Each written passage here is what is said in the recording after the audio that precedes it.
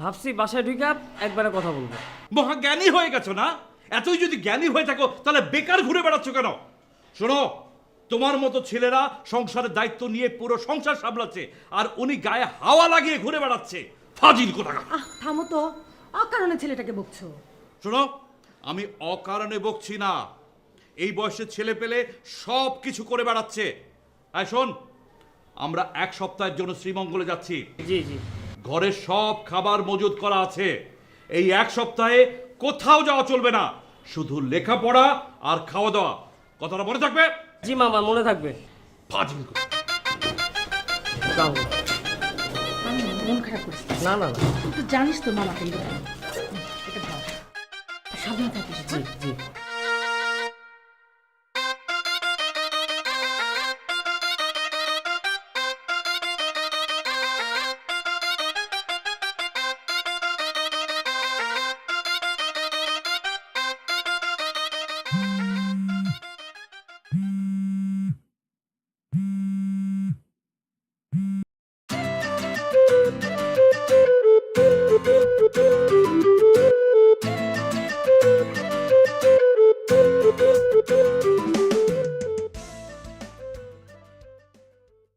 মাত্র 1000? এই টাকা কেমনে চলবো এতদিন? উফ।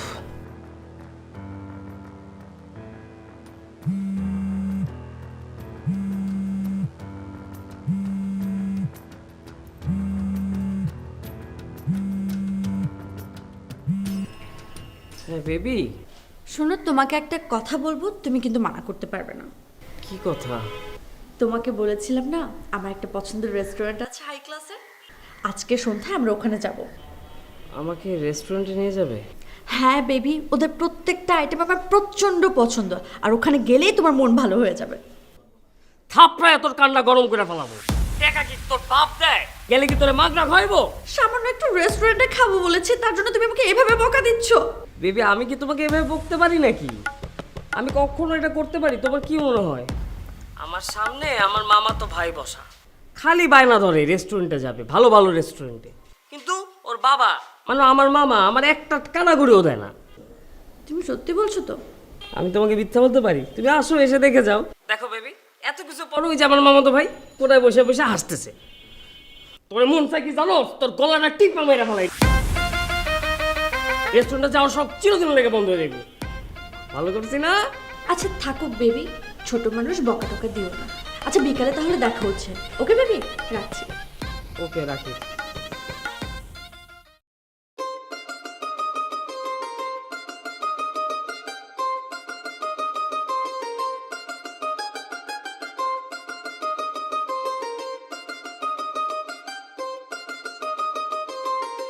ক্যাসিনো অভিযানে এক জননেতার বাসার আলমারি ও বিছানার নিচ থেকে মোট 4 কোটি টাকা ও 10 ভরি স্বর্ণালংকার উদ্ধার করেছে গোয়েন্দা পুলিশ। 4 কোটি টাকা?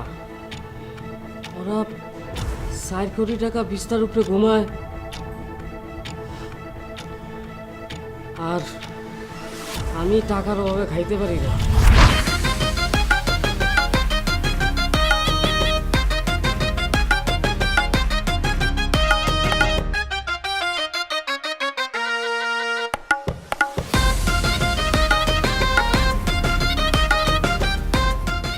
তুমি এসে গেছো? আর মাত্র তোমাকেই কল করতে যাচ্ছিলাম। আমি কি কখনো লেট করেছি? আজ পর্যন্ত কোনো ইতিহাসে আছে যে আমি লেট করে আসছি? না, নেই। কিভাবে থাকবে বলো? তোমার সাথে 1 সেকেন্ড বেশি সময় কাটাতে পারলে আমার নিজেরই ভালো লাগে। ও, সেটা তো তুমি নিজেও বুঝতে পারো, তাই না? এই যে আমি আসলাম, এখন আমরা রিকশায় করে ঘুরবো, তারপর তারপর তোমার হাতে হাত রাখবো, এই যে তারপর তুমি মুচকি করে হাসবে। এই যে তোমার মুচকি হাসি দেখে তোমার গালে টোল পড়ে দেখে আমার খুব ভালো লাগবে। তখন সন্ধ্যা হয়ে যাবে, আমরা দুজন ফুচকার দোকানে যাব, 1 প্লেট ফুচকা দুজন ভাগাভাগি করে খাবো। রাত হয়ে যাবে, 10 টাকার বাদাম খেতে খেতে বাড়ির দিকে যাব। এই যে এই ব্যাপারটার মধ্যে না বেবি একটা রোমান্টিসিজম আছে, এই রোমান্টিসিজমটা একটু মিস করবো আমি। এর জন্য আমি না প্রপার টাইমে আসি, দরকার একটু আগে আসার চেষ্টা করি, যেন তোমার সাথে আরো বেশি সময় কাটানো যায়। এক্সকিউজ মি, আমি না তোমার লাস্টের লাইনগুলো বুঝতে পারলাম না। 1 প্লেট ফুচকা ভাগ করে খাবো, 10 টাকার বাদাম কিনে খাবো, এই কথাগুলোর মানে কি? মানে খাইতেই তো পারি, আমি আর তুমি তো একই। শোনো, হ্যাঁ? এক প্লেট ফুচকা দুজন ভাগ করে খাওয়ার মতো রোমান্টিক আমি না। আমাদের রেস্টুরেন্টে যাবার কথা না আজকে? হ্যাঁ, রেস্টুরেন্টে আমরা এখনো যেতে পারি, তো কথা না বলে চলো এখনই যাব। কিন্তু কিন্তু কি? কোনো কিন্তু নেই এখানে। আই থিঙ্ক এখন আমাদের রিক্সা নেওয়া উচিত এবং যাওয়া উচিত। সো চলো। মানে কোনো মানে না, চলো। বিষয়টা তুমি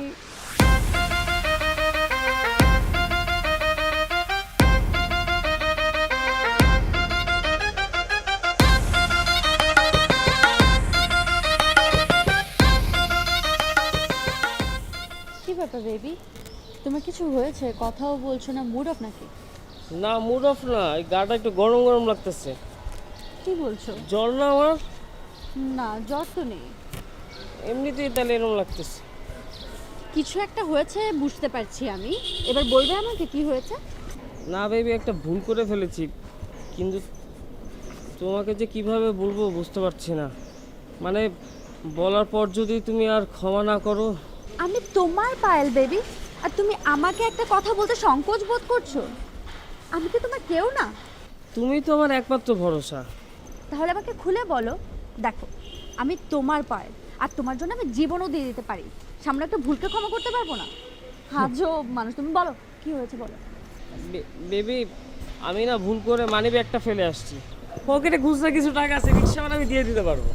আয় বাবা, চলে। আই খালি থাক, তুমি নামো নামো আরে সিনকেট করো রাস্তার মধ্যে। নামো, এক্ষুনি বলছি নামো। আর নামতেছি। তোমার আজকে আমাকে রেস্টুরেন্টে খাওয়ানোর কথা, হুম। কথা কি না? হ্যাঁ, তাহলে তুমি কিভাবে মানিব্যাগ ফেলে আসছো? ফাইজলামি শুরু করেছো তুমি আমার সাথে। খুচরা টাকা তো আছে। তুমি চুপ থাকো, রাস্তাঘাটে সিনকেট করো না। আর একটা কথাও তুমি আমার সাথে বলবা না। তোমাকে না আমি খুব ভালো করে চিনি। বেহায়া মিথ্যাবাদী ছোট লোক কোথাকার। প্রেম করার অধিকার কে দিছে তোমাকে? কে বলছে আমার সাথে প্রেম করতে? হ্যাঁ, আর ঢাকায় যে আসছো সেটা টিকিট দিছে কে?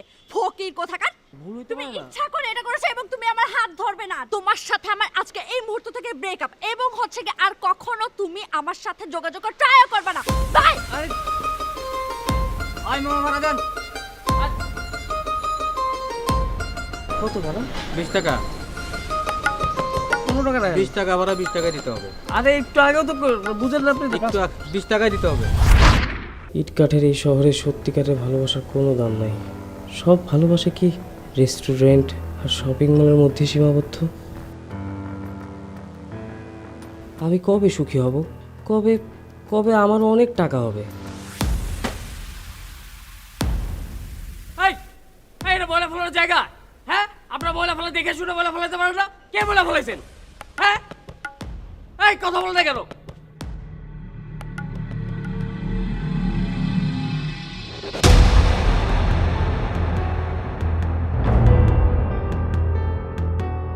আল্লাহ, টাকার ব্যাগ। এই ব্যাগ করতে হবে। কি ভালো হলো? আমাকে ডাক।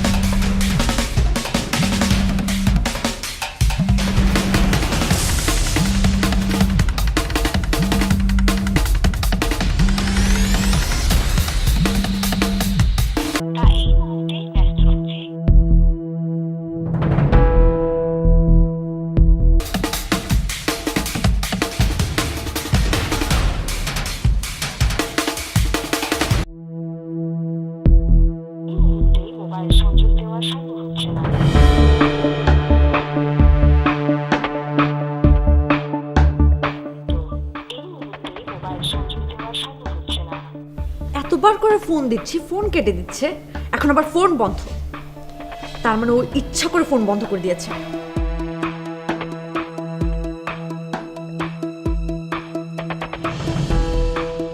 এতগুলো টাকা দিয়ে আমি এখন কি করব?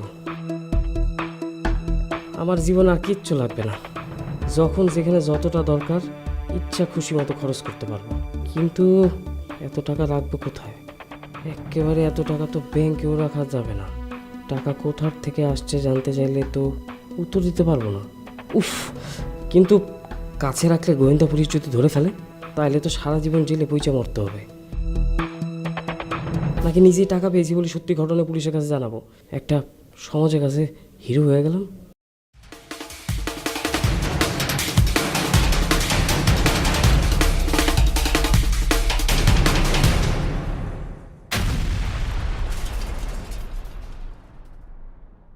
তানভীর,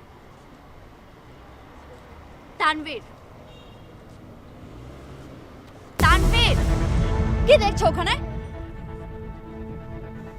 কিছু না। কাল রাতে তোমাকে এতবার ফোন দিলাম, তুমি প্রত্যেকটা ফোন হচ্ছে গিয়ে কেটে দিলে, তারপর ফোন বন্ধ করে বসে থাকলে। রাগ করে যে চলে গেলাম, একটা খোঁজ পর্যন্ত নিলাম, মানে এটা কি? এটা সামান্য মানি ব্যাগ না আনার কারণে তুমি সম্পর্ক শেষ করে চলে গিয়েছো, তাই চিন্তা করেছি তোমাকে ডিস্টার্ব করা ঠিক হবে না। আমি যে তোমার একটা গার্লফ্রেন্ড, আমার কোনো মূল্য নেই তোমার কাছে? আমি রাগ করে চলে আসতেই পারি, তোমার তো দরকার ছিল আমার রাগটা ভাঙানো, নাকি? দুদিন পর পর আমার পকেটের টাকা শেষ হয়ে যাবে আর তুমি রাগ করে চলে যাবা, আমি যাবো তোমার অভিমান ভাঙাতে, আর ফোন করে আমার ভালোবাসার প্রমাণ দিতে হবে। তুমি কি আমাকে ভালোবাসো না আবার টাকাকে ভালোবাসো? তুমি এইভাবে কেন কথা বলছো আমার সাথে?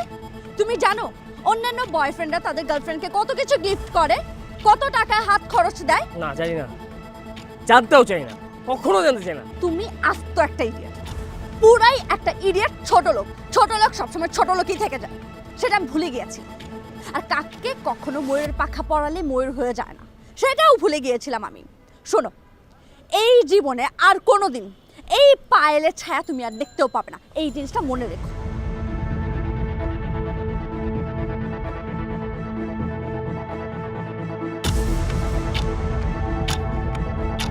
ক্যাসিনো অভিযানে এবার উঠে আসলো এক ব্যবসায়ীর নাম। পুলিশের তল্লাশি অভিযান হতে পারে বুঝতে পেরে ব্যবসায়ী মাহমুদ তালুকদার তার অ্যাপার্টমেন্টের ছাদ থেকে টাকা ভর্তি বস্তা বাইরে ফেলে দেয়, যেখান থেকে 2 বস্তা টাকা ইতিমধ্যে উদ্ধার করেছে গোয়েন্দা পুলিশ। তবে আশেপাশে খুঁজলে আরও টাকা ভর্তি বস্তা মিলতে পারে বলে ধারণা করছে গোয়েন্দা কর্মকর্তারা।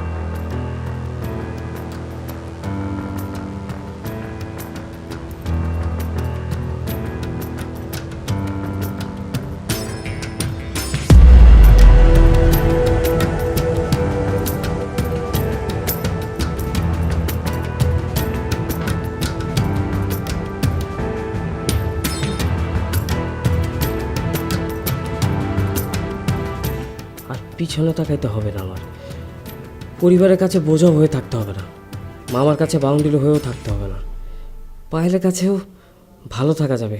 জীবনে কষ্ট বলতে কিছু থাকবেই না। ঢাকায় একটা ফ্ল্যাট, একটা দামি গাড়ি কিনবো, পায়েলরে বিয়ে করে সুখে সংসার করবো।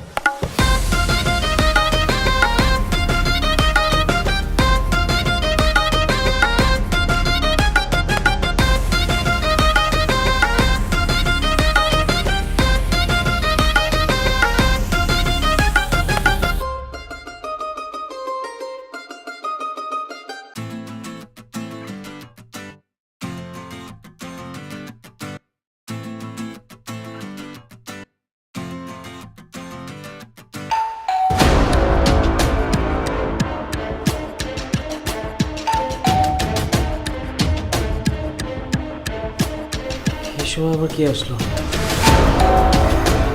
কেউ আবার জেনে জেনে তো টাকার কথা।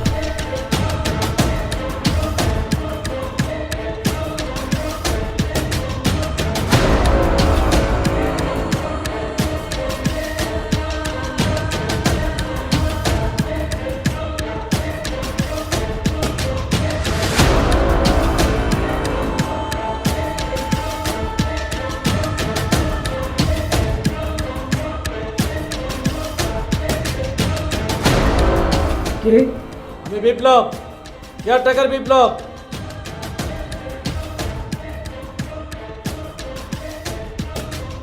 দরজা খোলেন। বিপ্লব তো ভাড়া নিতে মাসের শুরুতে আসে, ও কেন এখন আসছে?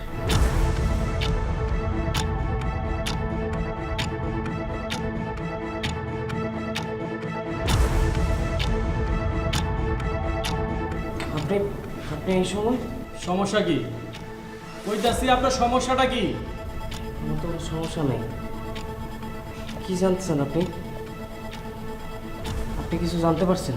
দেখেন, আমরা কেয়ারটেকার মানুষ, চতুর্পাশে আমাকে চোখ কান খোলা রাখতে হয়, সকল কিছু আমাকে জানতে হয়। কি জানতে পারছেন আপনি? আমি জানতে পারছি যে আপনি বাড়ির ভিতরে আছেন, বাসার ভিতরে আছেন, তার জন্য তো অনেকক্ষণ পর্যন্ত কলিং বেল টিপছি। আপনি দরজা খোলেন না। আচ্ছা, আপনার দরজা খুলতে সমস্যাটা কি কম তো? আমি ঘুমাইতেছিলাম। ও, ঘুমাইছিলেন? শুনেন, কালকে সারা দিন কারেন্ট না থাকার সম্ভাবনা আছে। এই খবরটা দেওয়ার জন্যই তো আপনার বাসার সামনে এসে কর্ডবেট টিপতেছি। না জানিলে তো আবার আপনারা বিপদে পড়ে যাবেন। জানাইছেন, ভালো করছেন, থ্যাংক ইউ।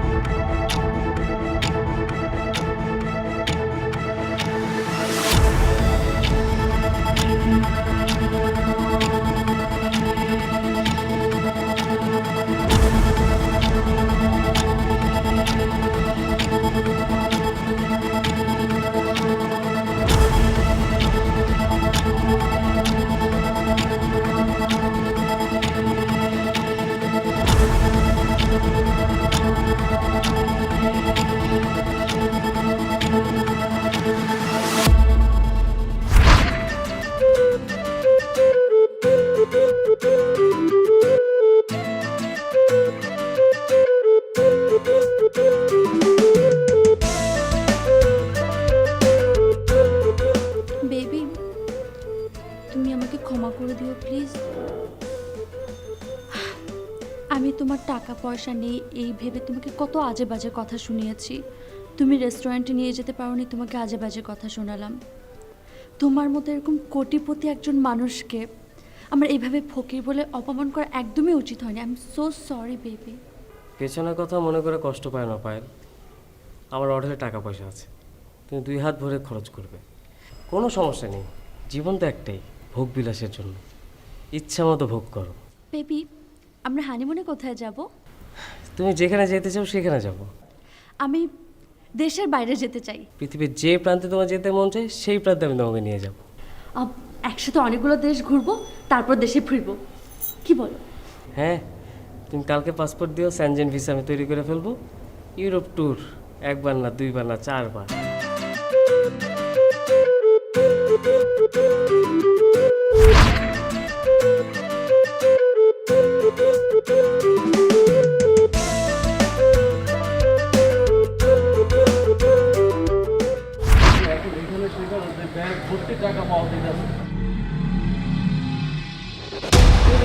এক ব্যাগ যদি টাকা আমি পাইতাম, একটু আগে পুলিশের ব্যাগ ভর্তি টাকা সহ ধরে লয়ে গেছে।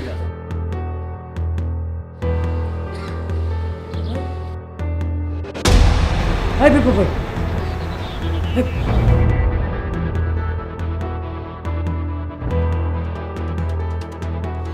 কি হয়েছে এখানে? কে? আপনার খবর শুনেন নাই? আরে আজকালকার তো এখানে সেখানে ব্যাগ ভর্তি টাকা পাওয়া যাইতেছে। পুলিশ কি সব বাসায় তল্লাশি করতেছে? শুনতেছি তো তাই। আজকে জাগো বাসাতে টাকা পাওয়া গেছে, হেরা নাকি গতকালকে ছাদের মধ্যে এই টাকাগুলা কুড়াইয়া পাইছে। এই খবরটা পুলিশে দেয় নাই, তার কারণে পুলিশে টাকার সাথে হে গড়ে ধরে লয়ে গেছে গা। বলেন কি, ওগুলো ধরে নিয়ে গেছে? হ তল্লাশি তো তাহলে আরও হইতে পারে না? হ হইতে পারে। আমাকে বিল্ডিংও হইব না? হ সবার বাসা যেহেতু হইতেছে তাইলে আমাকে বাসাতে তো হইতে পারে।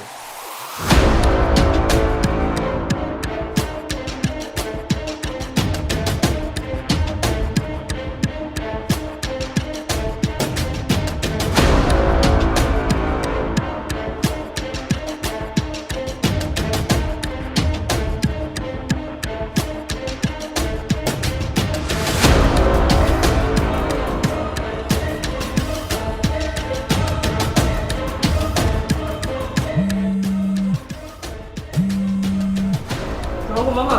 তানভীর, সব ঠিকঠাক আছে তো? হ্যাঁ না, জি মামা। কেন, কেউ কিছু বলছে নাকি? ফ্ল্যাটে নাকি টাকার বস্তা পাওয়া গেছে। মামা টাকা বস্তা কি আমার এখানে পাওয়া গেছে? আরে শুনিসনি, আমাদের পাশের অ্যাপার্টমেন্ট থেকে কালো টাকার বস্তা ফেলেছিল পুলিশের হাতে ধরা পড়ার ভয়ে। সেগুলো পুলিশ উদ্ধার করেছে। আরো খোঁজ খবর নিচ্ছে আশেপাশে। সবসময় খেয়াল রাখবি। জি।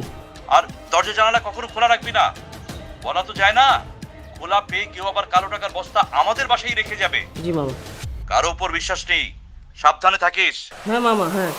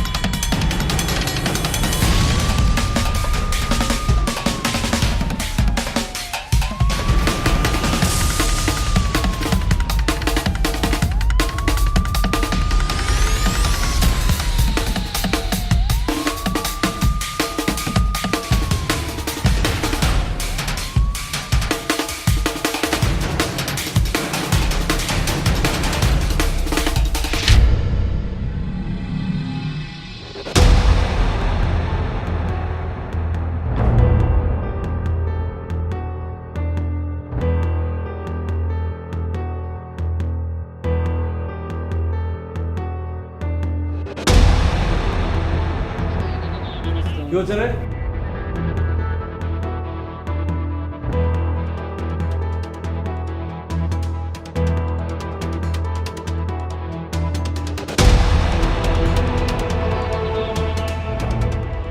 পেশেন্টের ঘুম না হওয়ার কারণে শরীর দুর্বল হয়ে গেছে। আমার মনে হয় কোনো একটা বিষয় নিয়ে প্রচুর টেনশন করছে।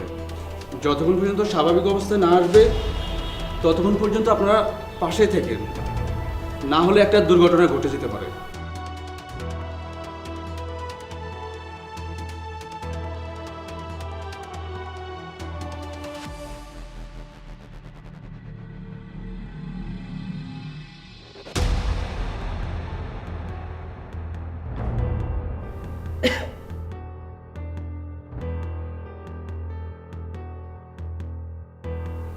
মামা, হ্যাঁ বল। একটু কথা বলা দরকার ছিল। কি হয়েছে বলতো? এভাবে অসুস্থ হয়ে গেলে কেন? ঘরে কি খাবার দাবার ছিল না? ঠিক মতো খাওয়া দাওয়া করিসনি? বাবা, ওসব কিছু না, তাহলে একটা ঘটনা ঘটে গেছে। কি ঘটনা?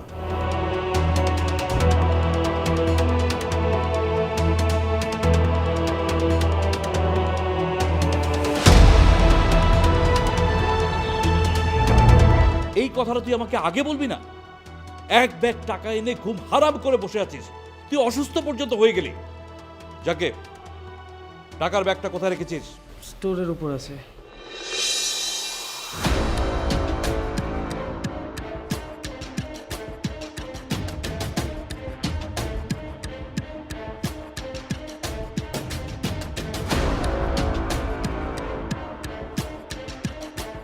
অবৈধ টাকা জেনেও এটা তুই ঘরে আনতে গেলে কেন? একটা টাকাও খরচ করিনি, এখন কি করবি? আচ্ছা ঠিক আছে, আমার এক বন্ধু আছে পুলিশের এসপি, আমি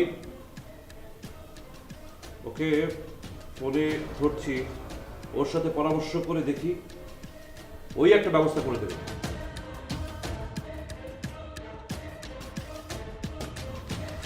হ্যালো বন্ধু। হ্যাঁ,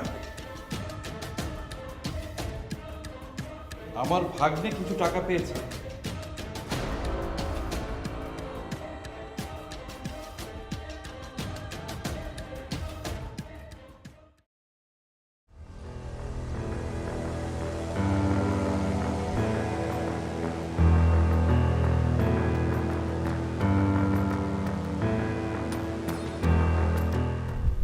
কি বলছো? এত কিছু হয়ে গেছে আর আমাকে জানানোর প্রয়োজন বোধ করলে না? আসলে এই কয়েকটা দিন এত ঝামেলার মধ্যে ছিলাম যে তোমার সাথে আর নতুন করে ঝামেলায় জড়াতে চাইনি। তোমার আর আমার পুরাতন সেই ঝামেলাগুলোই আমাকে অনেক বেশি কষ্ট দিচ্ছিল। তারপরও আচ্ছা, তোমার কাছে এই টাকা থাকা অবস্থায় যদি পুলিশ চলে আসতো তখন কি হতো একবার ভেবে দেখেছো? কি দরকার ছিল টাকাগুলো বাসায় নেবার? সবাই তো টাকাই চায়, ইভেন তুমিও চাও আমার অঢেল টাকা থাক, যেন তুমি 2 হাত ভরে আমার টাকা খরচ করতে পারো। তাই টাকাটা পাওয়ার পর অন্য কোনো দিকে তাকাইনি, সোজা বাসে চলে আসি। হ্যাঁ, আমি চাই তোমার অনেক টাকা থাকুক। স্বাচ্ছন্দ্যে চলতে গেলে টাকা থাকার প্রয়োজন, তবে সেটা অবশ্যই অসৎ পথের টাকা নয়। সৎ পথে টাকার আমি তোমার সাথে ডাল ভাত খেয়েও সুখে থাকবো।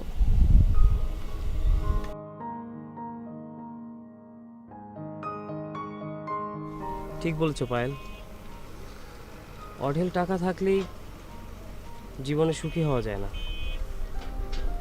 সেটা আমি কয়েকদিনই বুঝে গিয়েছি। আসলে কি জানো, সুখটা আসলে আপেক্ষিক। সৎ পথে উপার্জন করে ছেঁড়া কাঁথায় শুয়েও কিন্তু সুখ অনুভব করা যায়। আর আমি মনে করি সেটাই আসলে আসল সুখ।